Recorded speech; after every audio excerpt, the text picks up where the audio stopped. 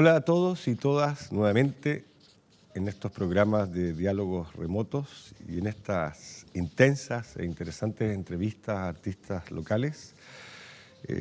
Los saludo nuevamente a propósito del invitado que tenemos hoy día.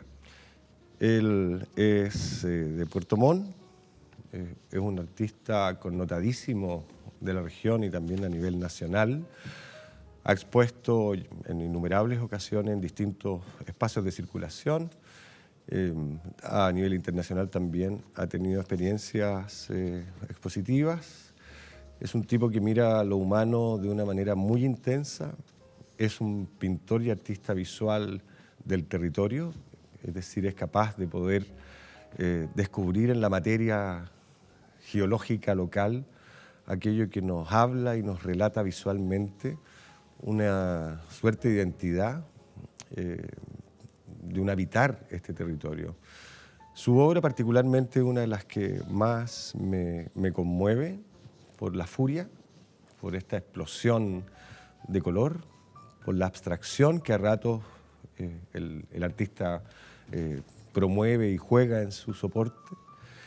Y humanamente es bien excepcional, tiene una visión que comparto mucho con él, su mirada del mundo, su mirada de la vida y su profundo amor al hombre y a la mujer, particularmente del territorio. Es un placer entrevistar a Rubén Schneider, que además Gracias, Jorge. es amigo, intenso.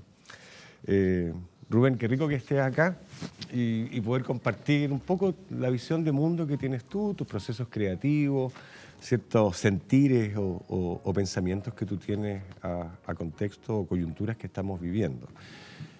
La primera pregunta que te quiero hacer es, o tendría que ver con algo que ha sucedido producto de la pandemia, que es una suerte como de repliegue, una suerte de repliegue personal, como de entrar en uno mismo y distanciarnos en el fondo de los otros físicamente. Y esto sumado obviamente a lo que ocurrió desde el 18 de octubre en la revolución de ese momento que hasta el día de hoy sigue estando latente. Pero particularmente, ¿qué te ocurre, por ejemplo, estar acá en el teatro? Felizmente estamos en el teatro, pero no hay público.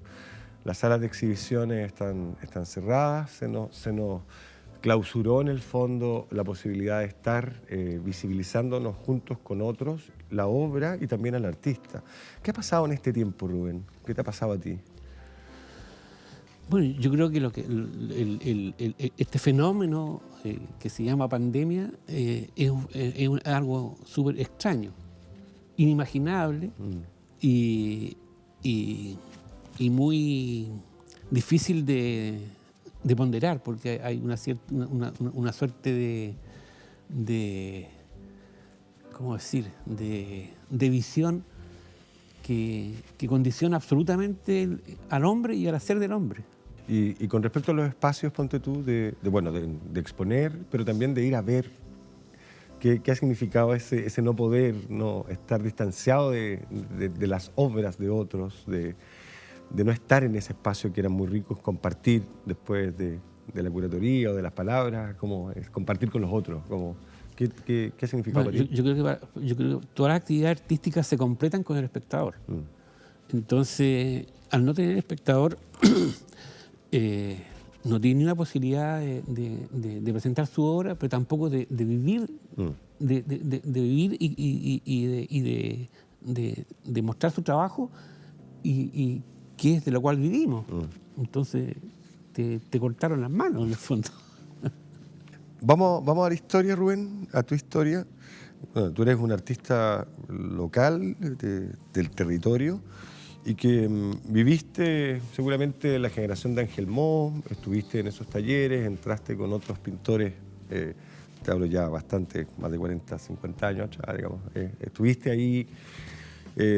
Primero, ¿qué significó la experiencia de estar compartiendo en esa generación de pintores de Ángel Mo? Esas formas de escritura con el pincel o esas formas de trabajo estético. ¿Qué significó compartir ahí, estar circulando por ahí? ¿Y qué referentes tú recordarías de esos tiempos referentes artísticos, es decir, a quiénes tú volverías en el fondo a recordar para estar presente de nuevo en la memoria. Bueno, yo fui como... No alcancé a conocer mucho a la generación que se llama los artistas Ángel Mo de esa época, pero sí vi unas cosas que me motivó a pintar y a meterme en el arte. Tiene mucho que ver con eso, porque yo iba a Ángel Mo, siempre me fascinaba, y veía pintar a los pintores. Y esa fue una cosa fundamental en mi desarrollo, digamos, porque era una cosa que me fascinaba, y yo intenté de alguna manera, no en esa época, pero fue una cosa que me marcó y que me determinó más adelante a entrar en ese mundo. Cuando yo empecé, en realidad yo estudié arte, pero empecé a pintar después, ¿ya? Y una de las personas que me ayudó, por ejemplo, mucho en esa época fue el Luis Rojas Quijada, porque como yo soy autodidacta en la pintura, no sabía cómo preparar una tela. Entonces le iba a preguntar a él y lo molestaba y decía, ¿cómo se hace esto y cómo se hace esto? Y siempre agradecido porque Luis tuvo una disposición muy, muy buena conmigo, muy, muy amable, siempre muy explicativa, muy acogedor. Él fue como un personaje pero de ese mundo lo maravilloso es el escenario, Ángel Mo, ¿cierto? Y la pintura in situ. Estar en el lugar, observar el lugar, hacer una síntesis y hacer tu obra. Entonces esa era una etapa maravillosa, digamos, muy motivadora. No, totalmente. Vamos a tu obra. Ahí creo que nos revela quizás algunos secretos que tienes metido en tu cuerpo, digamos. Tú eres un pintor, yo lo veo así como del color, pero con mayúscula. Eres un pintor del color. Pero tienes una virtud de que el color también muchas veces resignifica su propio objeto. Ese color no necesariamente es el rojo de la manzana, sino que puede ser la manzana azul. Tú juegas mucho con el color y que de alguna manera hacen menos rígido esta cuestión formal de que según la academia debe ser así. Yo creo que tú te distanciaste de la academia hace bastante rato, encontrando tu propio espacio plástico, ¿no? Como una primera cuestión de tu mundo artístico, de tus procesos artísticos, es ¿cómo reconstruyes tú este espacio plástico? Es decir, tu formato, tu soporte tiene una objetualidad en color y en materia que es muy significativa, que es muy distinta a otras, ¿eh? Y eso tiene referentes también. Yo te podría dar un ejemplo. Veo en tu pintura la naturaleza en gloria y majestad, pero es una naturaleza que no está academizada, sino que está resignificada. ¿Cómo construyes ese espacio? ¿Cómo abordas ese espacio plástico? Bueno, primero que nada, en cuanto al proceso, cuando yo empecé a pintar, yo había estudiado escultura. Entonces, toda mi concepción era tridimensional. Y generalmente las cosas que hacía tenían esa sensación de lo tridimensional. Bueno, y empecé a dibujar, o sea, a hacer la pintura tradicional, digamos, más al aceite, a la manera de Dalí, digamos. Entonces, el proceso era dibujar, traspasar el dibujo a una tela, hacer aguada, empezar a cargar el cuadro, que decía yo, empezar a darle más fuerza a la materia, digamos, y después las luces, las sombras, todo un proceso. Ese proceso yo me demoraba, por ejemplo, 3 días, 4 días, una semana en un cuadro. Entonces yo sentía que ese proceso racional del paso a paso y todo eso no tenía nada que ver con lo que yo quería hacer. Mi pintura es mucho más intuitiva, es mucho más aventurera en ese sentido, ¿cierto? Empieza de la nada, pero va haciéndose en cada momento. Entonces yo sentí que esa pintura era muy racional, era muy bonita, tenía muy buenos efectos y todo, pero era muy racional. No tenía nada que ver conmigo en el sentido de que yo quería una cosa más espontánea, más más suelta, más que se vaya, que se genere un diálogo en el hacer, no una cosa estructurada de ir pasando pasos. ¿Ya? Y eso es una cosa determinante, muy determinante en mi pintura, porque yo partí, hice una desconstrucción de lo que había hecho. Partía de papeles, de diario, y empezaba a manchar. Entonces empecé un proceso de buscar el color, de descubrir el color. Que el color me hable y que yo vaya detrás, vaya reaccionando. ¿Ya? Reaccionando en determinado momento, este cromatismo me gusta, esto de acá me choca, esto de acá, este contraste maravilloso, qué sé yo. Y estuve un año prácticamente en ese juego que no era un diálogo de nada, era un diálogo solamente de ver y reaccionar. En el fondo, pasé de una etapa de una pintura racional a una pintura intuitiva. ¿Y qué me permitía eso a mí? Que era más como yo soy. Yo soy más espontáneo. Yo soy... Entonces, el pintar no era un monólogo, era un diálogo entre lo que yo iba proponiendo y lo que la tela me iba seduciendo o diciendo. Y eso es fascinante. Que tú logres ese diálogo es como un baile, es un baile de a dos. ¿Cierto? Tú cuando bailas de a dos, todo es delicioso porque no solo depende de ti, depende de la otra persona también. ¿Entiendes? Ese fue el proceso en esa etapa. ¿Y la síntesis de la materia, Rubén, cómo finalmente te la provocó la conversación con el color? Mira, yo durante mucho tiempo hice muchos bocetos, salía a dibujar o hacía muchos bocetos, muchos dibujos previos, digamos. Pero después, cada vez que entro a pintar, entro con una concepción, una idea y nada más, una estructura más bien dicho. Empiezo a manchar colores y empiezan a hacer algo. Tengo una idea muy poco preconcebida de lo que voy haciendo, sino que todo va sucediendo en ese momento. Entonces, como te digo, siempre se mantiene esa frescura. Sí, bueno, Rubén, además dentro de la pintura, como de esta abstracción que estamos hablando, de esta estética de la síntesis del objeto y el color, además tiene un fuerte compromiso con el hombre y con la mujer, bueno, del territorio, Chile, y yo creo que del mundo. Tú también tienes cuadros a propósito del exterminio y la matanza Selknam o la matanza de los pueblos australes. También tienes cuadros sobre las protestas, sobre las movilizaciones.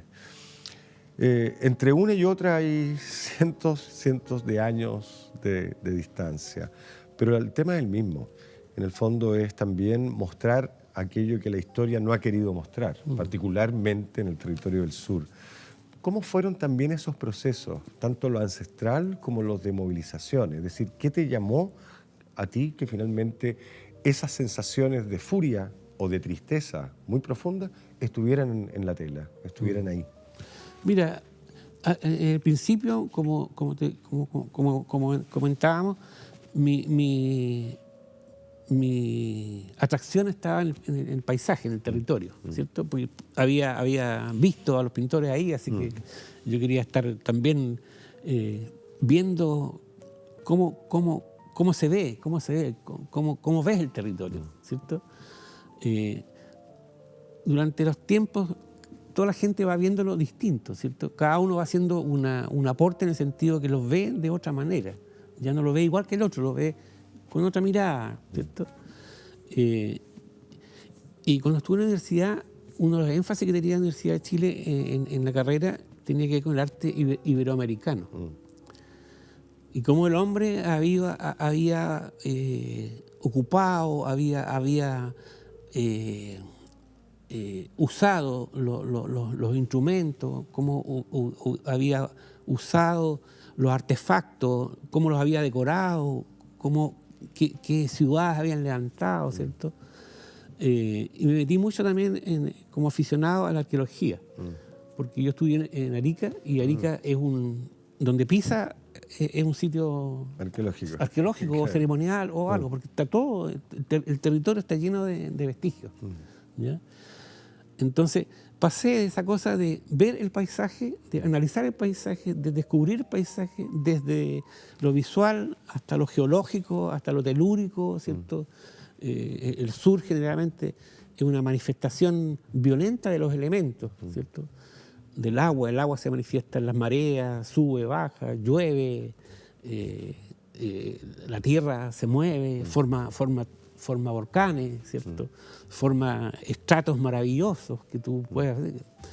Entonces hice series como Metri, que era como el origen del paisaje, o series anteriores como Paisaje Sur, por ejemplo, que eran lo anecdótico del paisaje, nuestro maravilloso sur, lleno de naves, lleno de islas, lleno de canales, lleno de caletas maravillosas, ¿cierto? Ese fue como el recorrido inicial. Y después empecé a meterme a partir de la cosa iberoamericana, en las culturas preamericanas, ¿cierto? Después fui viendo las particularidades, ¿cierto? Cuando hablé, por ejemplo, una que se llamó En la búsqueda del Dorado, que fue una exposición abstracta, pero buscaba un poco los perfumes, los colores, las texturas de ese tiempo, que era algo un poco lo que estaba comentando la Carla recién, ¿cierto? Ese descubrir de esas cosas intangibles, ¿cierto? Bueno, y después pasé de eso a los Selknam, por ejemplo, ¿cierto? Que en el fondo significa el conflicto de habitar. El conflicto de habitar que tuvieron los Selknam, que es lo mismo, es lo mismo que el problema que tienen los mapuches, ¿cierto? Entonces, cuando toqué el tema de los Selknam, estaba tocando el tema de los mapuches también, porque es el conflicto de habitar.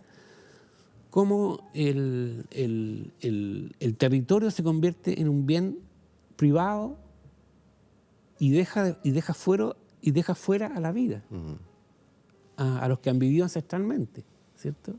No los incluye, ¿te fijas? Entonces hay un conflicto brutal que se produce o el exterminio o, en el caso de los mapuches, que también fue en muchos casos exterminio también, la exclusión de sus territorios. Como no de partido político, sino de la palabra también en mayúscula, lo político, no la política, sino que el problema de lo político también está en tu obra, y que es súper interesante, como ese compromiso por lo político y que, como tú dices, se visibilice algo que todos quieren tapar y que todos le bajan el perfil en el fondo. Pero ¿cuál es esa relación? ¿Pasa similar a lo ancestral o al problema del territorio? Exactamente lo mismo. Lo que pasa es que yo creo que el artista no mira desde lo político contingente. ¿Ya? El político, o sea, el artista mira desde una visión humanista.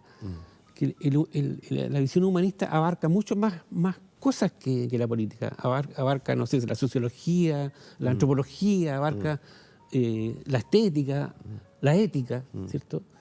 Abarca mucho más cosas que la simple ecuación que uno dice a veces que es la política, ¿cierto? La política está atrapada en ciertos mecanismos que un poco la hacen limitante en su resolución y en su planteamiento. La visión humanista, que es la que yo he tratado de imprimir en los temas que he tomado, tienen que ver con un cierto amor por decir las cosas, ¿cierto? Porque es la única forma que tú puedes llegar a alguien sin que la gente vea el tema y se bloquee, o lo bloquee, ¿cierto? Si tú quieres comunicar un tema, tiene que ser lo más universal posible, lo más humanamente abarcable posible, ¿ya? Hay gente que es más confrontacional, digamos, pero en el caso mío yo he sido más en esa perspectiva, más desde hablar, desde un plantear para solucionar más que para conflictuar. Está en muchos lugares institucionales tu obra. Es decir, y muy merecido el premio regional del 2016 de arte, digamos. O sea, creo que tu obra es muy particular a lo que yo he visto y reconocido acá en Puerto Montt o en la región. Pero por lo mismo está en varios lugares del territorio. En ese sentido está la obra formal en la oficina, en la sede de la universidad, en cualquier espacio, digamos, institucional, pero también están en los lienzos tu obra. Tú hiciste lienzos para la Revolución de Octubre, tú apoyaste en el fondo eso. ¿Cómo visualizas esto de que tú vas a un lugar y está tu obra colgada? ¿Qué te pasa a ti con eso? ¿Qué aporte o qué traspaso quieres hacer? Para no hablar del decorado, sino que algo pasa particularmente con tu obra, que es una mega decoración, no es simplemente la decoración de la pared, sino que relata, habla y está en un espacio público. ¿Qué te pasa a ti con esa forma de relacionarte con tu propia obra en un espacio que ya no es tu taller? Mira, es difícil eso porque uno cuando está frente a la tela en blanco, lo único que quiere es expresar. ¿Ya? Y la obra, todo énfasis está puesto en eso, en comunicar, en expresar, en exaltar. En mi caso, yo he sido mi obra es bastante expresionista, digamos.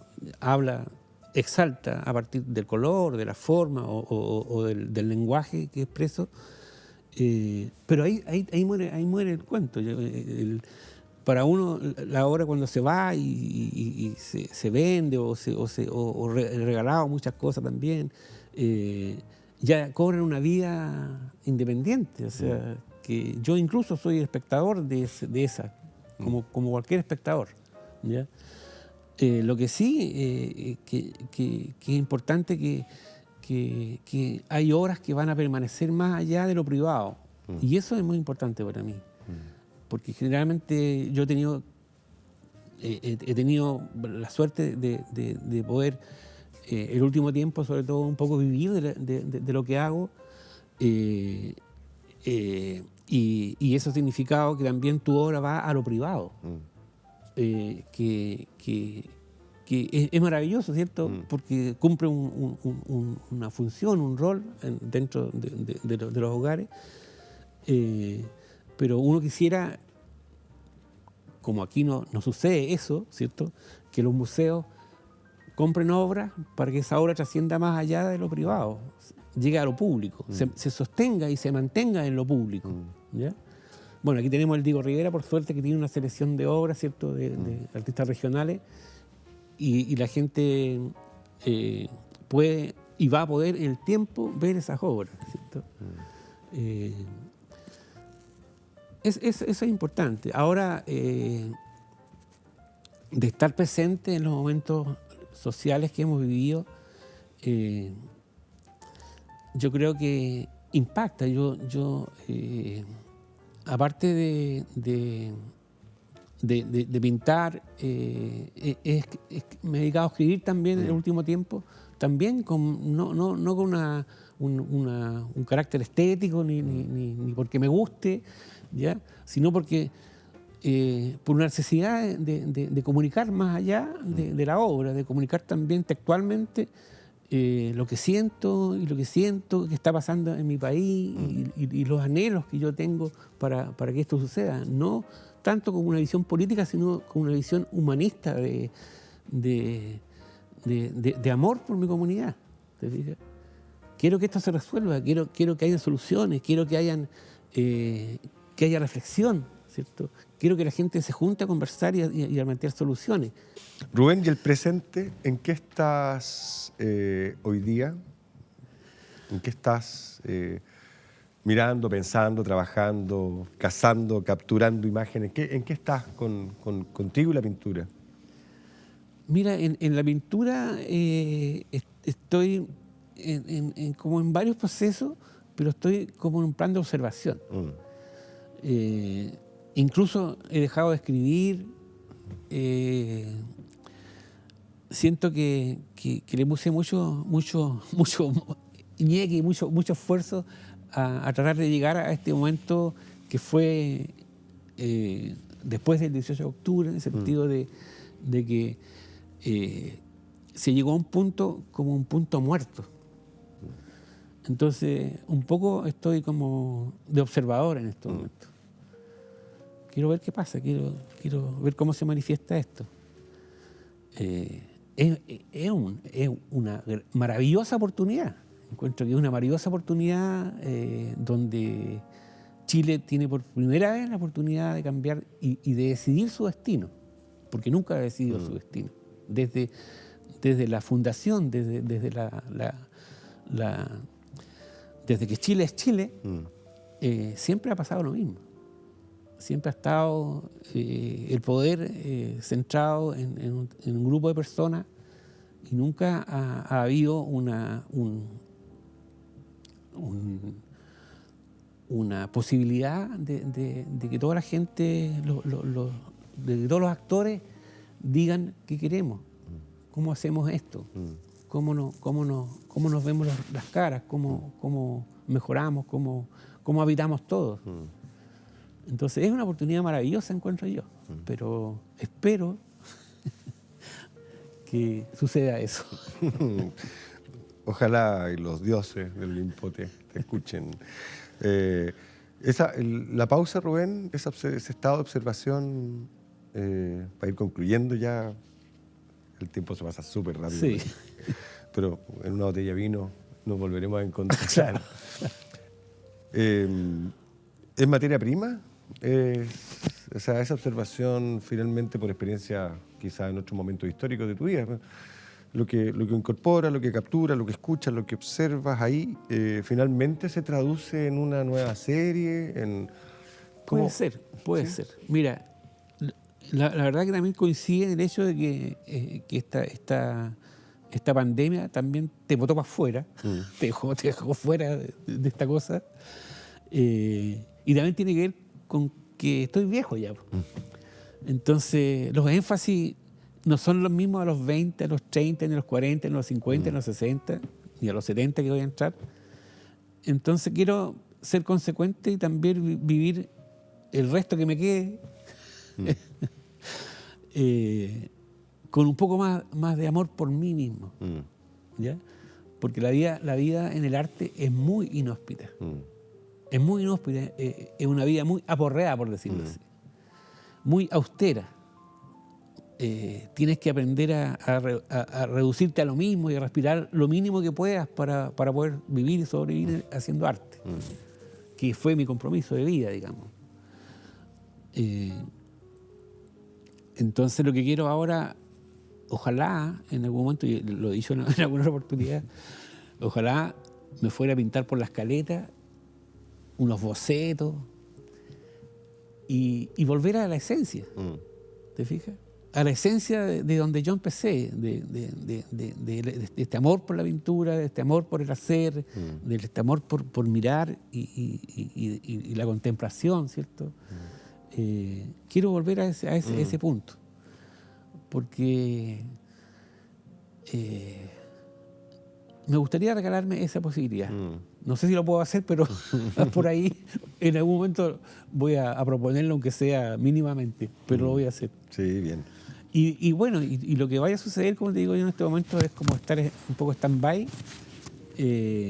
viendo qué pasa en esta cuadra. Pues. Sí. Bueno, yo creo que levantándose la pandemia, muchos, quizás todos, vamos a hacer otros. Sí. Y ahí el arte tiene un compromiso que puede realmente posicionarse de una manera como distinta. Bueno, estamos llegando al final, Rubén. Yo te quiero agradecer enormemente haber vuelto a encontrarme contigo después de, yo creo que más de un año. Sí, bueno. En la misma que tú, enclaustrado en mi casa con mi familia, cuidándome. Así que un gusto haberte tenido acá. Y bueno, espero que no sea la última, sino que ahora habrán otras en la medida que podamos cuidarnos más y que se vaya aminorando un poquito lo que está ocurriendo con el contagio. Así que súper agradecido, Rubén. Te agradezco a ti, Jorge, y gracias también a estos espacios de conversación que son tan necesarios porque pocas veces los artistas tienen la posibilidad de hablar de su obra o hablar de sus énfasis, hablar de sus amores, de su vida. Comentábamos antes que lo que aparece siempre en las exposiciones es una nota en el diario chiquitita. Claro. Y no queda nada más registro que eso. Claro. O algunas fotos. No hay nada más que eso. No Sí. queda más que eso. Entonces, estos espacios de conversación que tienen que recuperar lo humano, ¿cierto? Y son un testimonio también en el tiempo. Te los agradezco. Sí, no, súper agradecido, Rubén, de corazón te lo digo. Bueno, y les agradezco y les agradecemos a todas y todos los que nos siguieron en este programa, Diálogos Remotos, con la entrevista a Rubén Schneider. Espero que nos volvamos a encontrar pronto con otro u otra tan interesante entrevistado o entrevistado. Muchas gracias.